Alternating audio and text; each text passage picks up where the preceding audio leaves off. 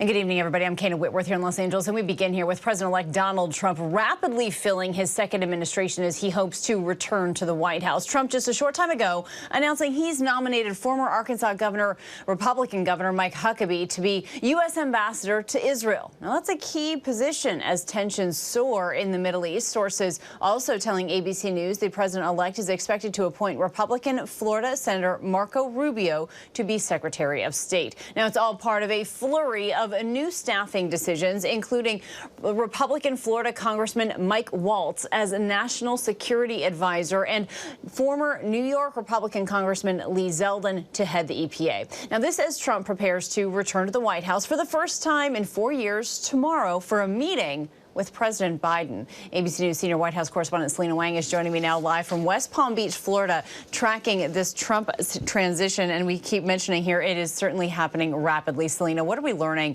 about Trump's new key appointments here?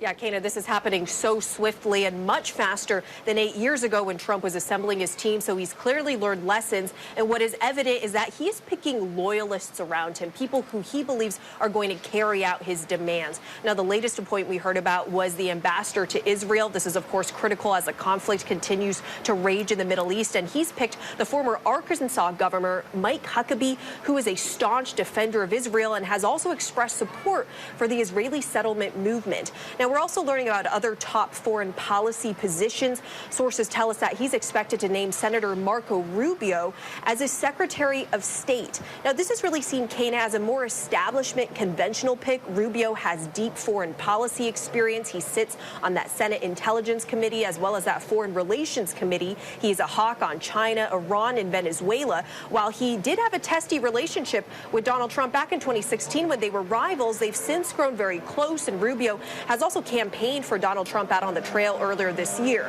Now, this comes on top of Donald Trump. He is formally appointing Congressman Mike Waltz as his national security advisor. Waltz is also a China hawk. He has expressed support for aid to Ukraine in the past, but has also said that Europeans need to step it up.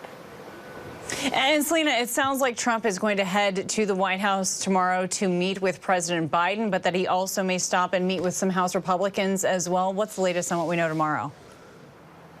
Yeah, well, we know that he's expected to meet with President Biden at the Oval Office at 11 a.m. tomorrow.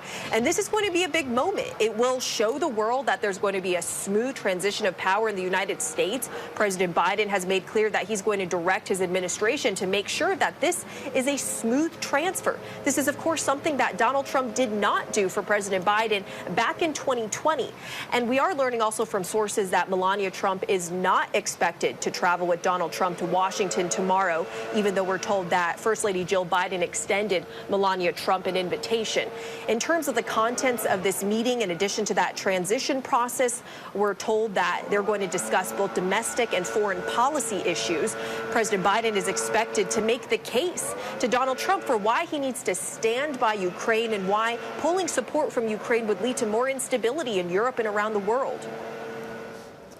All right, interesting there. Selena Wang, our thanks to you as always.